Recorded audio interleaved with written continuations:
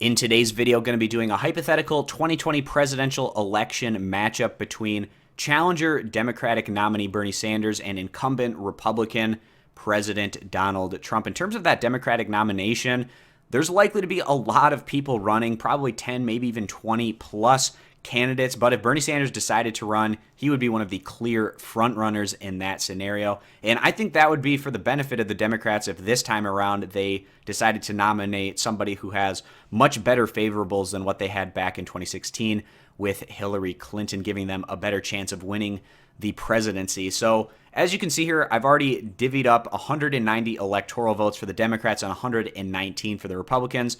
The rest of the states I'm going to fill out as either lean or likely for the Democrats or Republicans in this hypothetical matchup. And we're just past the midterms here, so we have a lot more data points to work off of compared to where we were a month ago. So it's a great time to do one of these post-midterm election presidential matchups, as we had a lot of interesting statewide elections, particularly in a lot of these toss-up region states where we can kind of see how the Democratic or Republican parties are trending in those areas. And I'll talk about that as I go through these state-by-state elections. So I'm going to start up in Maine, that 2nd congressional district.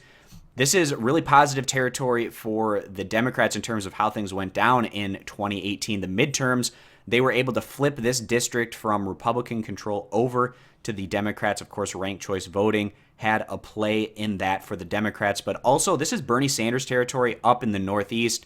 He did very well, obviously, back in 2016 against Hillary Clinton in these northeastern states in those primaries. And we'd be pretty surprised if he wasn't able to pick up Maine's 2nd congressional district, even though Trump was able to get that district against Hillary Clinton back in 2016. We think that Sanders plays much better in this region of the country than Hillary Clinton. And then kind of a similar situation down in New Hampshire. Clinton was barely able to win the state over Trump, but this is Sanders' area, a bordering state to Vermont.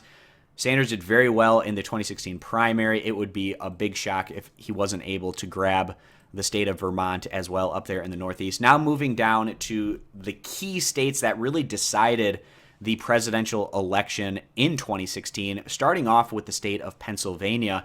Now, Trump was barely able to win Pennsylvania over Hillary Clinton, but it was a key flip from the Democrats to Republicans in 2016 after Obama had won the state of Pennsylvania the 2 prior election cycles. So the key for the Democrats in 2020 is to get those Obama voters over to their side. And what I think really works with these type of more blue-collar workers is a populist message, and you just weren't getting that from Hillary Clinton.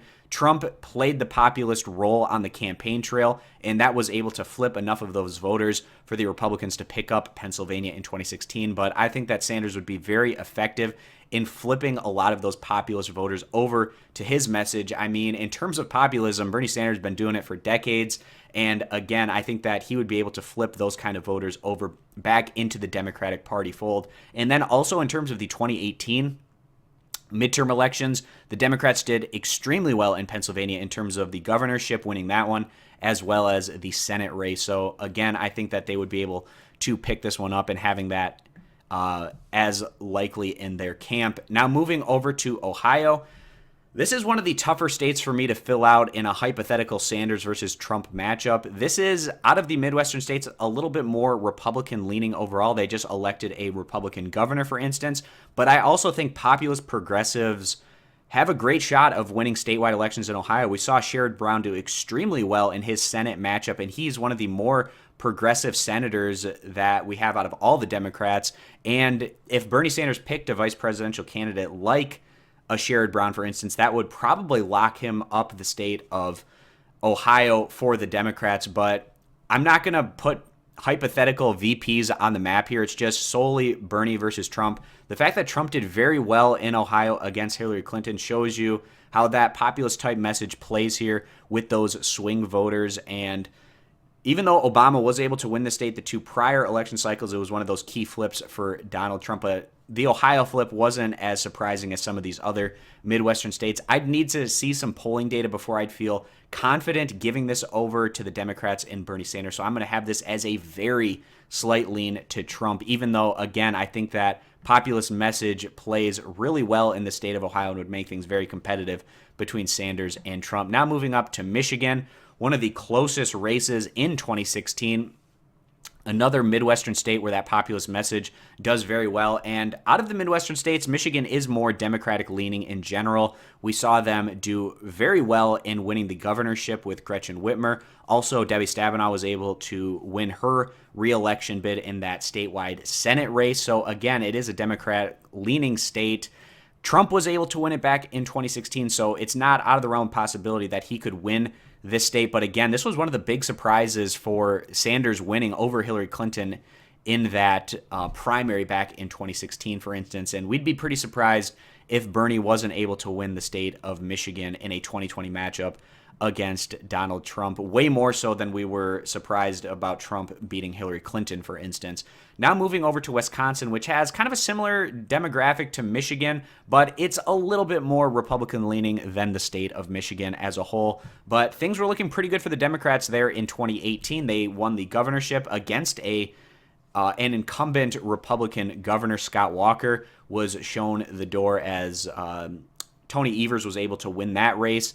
Somewhat surprisingly, I'd say. And then also Tammy Baldwin, one of those more progressive type senators, did extremely well in her re-election bid in Wisconsin. And I think that it would probably be fairly close between Sanders and Trump. But this, again, was one of the closest results that we had back in 2016 with Hillary Clinton coming up short against Donald Trump. And again, this is another one of those 2016 primary states where Bernie Sanders actually did quite well against Hillary Clinton. He'd probably be able to flip a lot of those Obama Democratic voters back into the fold for 2020. Obama winning the state of Wisconsin back the two prior election cycles. I give this one as just a slight lean over to the Democrats. It's not quite as safe of a state as Michigan and Pennsylvania, in my estimation, based on the statewide elections results that we've seen over the past handful of election cycles. But again, I would give that as a lean over to Bernie Sanders over Donald Trump. And then Minnesota, one of the more Democrat-leaning Midwestern states. We saw a lot of statewide elections here in 2018. They won the governorship. Klobuchar absolutely dominating her Senate election matchup, as well as that special election. The Democrats did quite well there.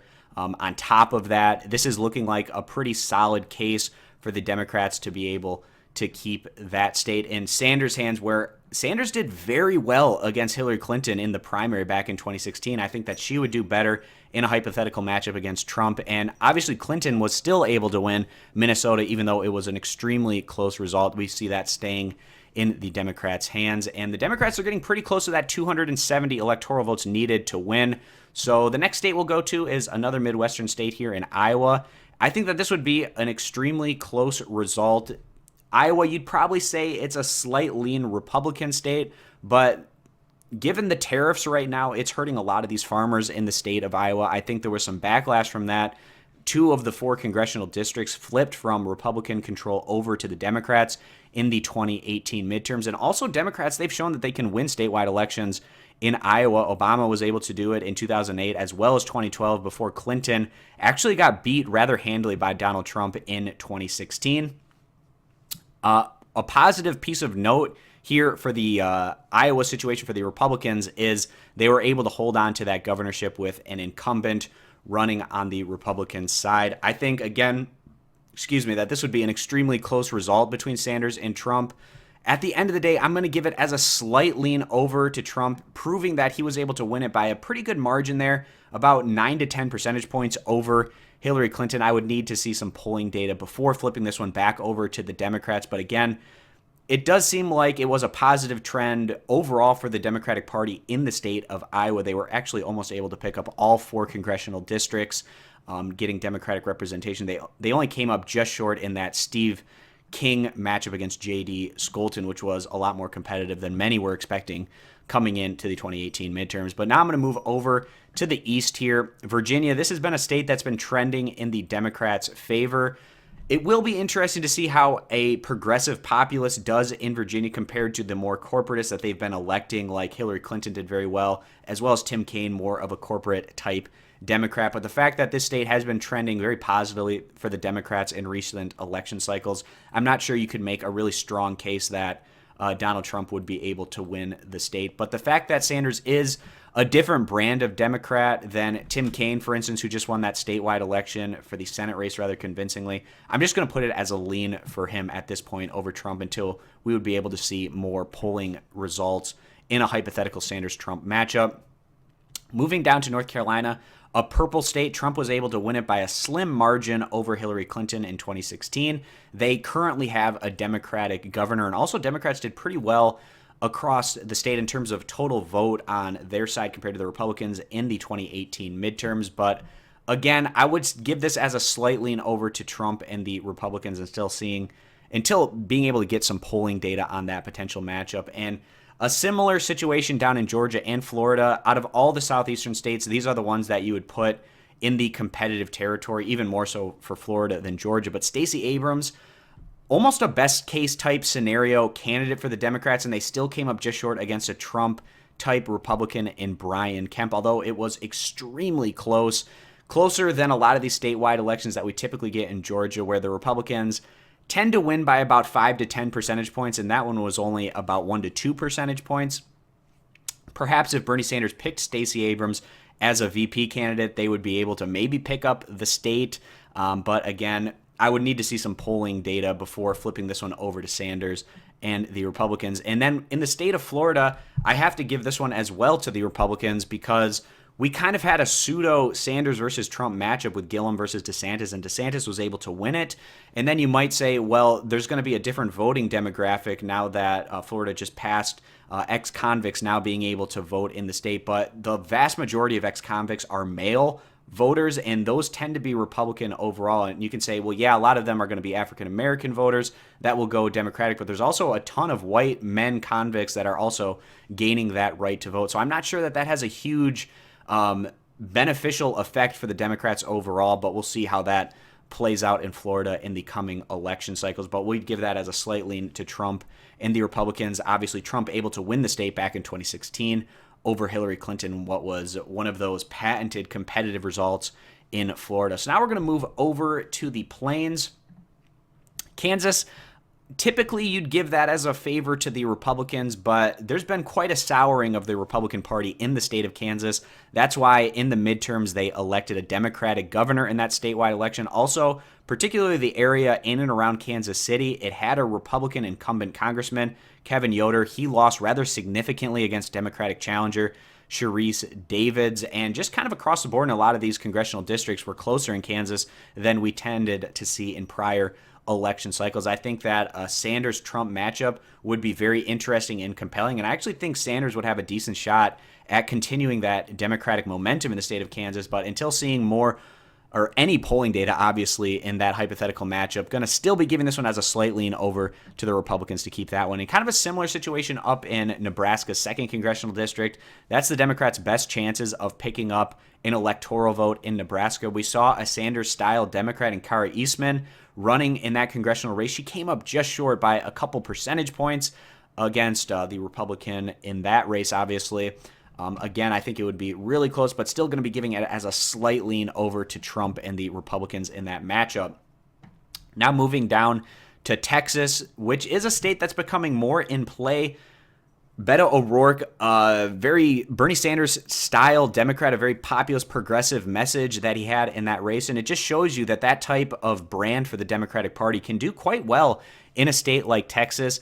If Sanders picked somebody like a Beto O'Rourke to be his vice president, that would definitely put this state in play and maybe swing it over to the Democrats. But again, Trump was able to win the state by about 9 or so percentage points. It's still a Republican-leaning state, obviously, but as these demographics continue to change in the state of Texas year after year, we're likely to see more and more competitive results, kind of like what we saw in this past Senate election. But then, again, the Republicans can say, well, we just had a really poor candidate in Ted Cruz, and maybe they don't view Trump as being that poor of a candidate in the state of Texas, but I'm not sure that that's the greatest argument to be made, because there's a lot of friction between a lot of traditional Republicans in Texas that are Bush supporters, in the fact that Trump and the Bushes do not get along very well. I'd be putting it mildly, has kind of an effect there, perhaps for some of those Republican voters as well. But I'd still give this as a lean over to Trump and the Republicans. But I think it would be really interesting to see what the polling data would look like between Sanders and Trump, particularly if Sanders decided to have Beto O'Rourke as his vice presidential candidate running with him. Now moving over to the mountain region here in Colorado. This is a state that's becoming more consistently Democratic over the years. The Democrats were able to pick up some good results there in the 2018 midterms, and it would be very surprising if the Democrats weren't able to continue their momentum in the state of Colorado heading into the 2020 presidential election. And kind of a similar scenario over in Nevada. On top of that, it's kind of this southwestern region of the U.S. where Democrats have been able to pick up a lot of momentum over the past decade plus, where states like Nevada, Arizona, Colorado, and New Mexico, where maybe in the purple to Republican-leaning scenario, but now New Mexico is very solidly in the hands of Democrats. Colorado's kind of becoming that, as well as Nevada. An incumbent Republican senator there, Dean Heller, losing his race to Jackie Rosen.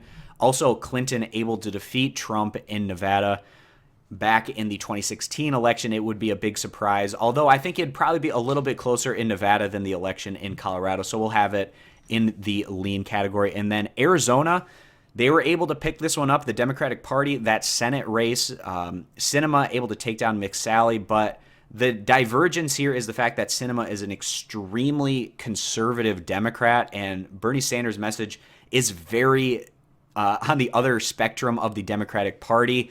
And I would need to see some more polling data on a potential head-to-head matchup between Sanders and Trump before feeling more confidence in swinging this one to the Democrats like they were able to do in that Senate race. I think it would be really close. Trump was able to win the state of Arizona by a slim margin.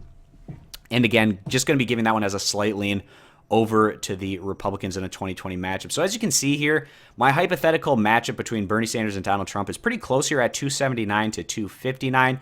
I might have been a little bit more lenient on giving Trump a lot of these results. A lot of the toss-ups I tended to give in his category because he was able to win those states, for instance, back in 2016. But out of all of these states that I have just leaning over to Donald Trump, wouldn't be surprised to see Ohio flip, for instance, over to the Democrats, as well as Florida, North Carolina, as well as Arizona. So if the Democrats were able to take those seats, you can see it's a whole different story here at 352 to 186. But again, flipping it back to where I currently had it after filling out the entire map, much closer in that scenario. Oops, Virginia staying with the Democrats.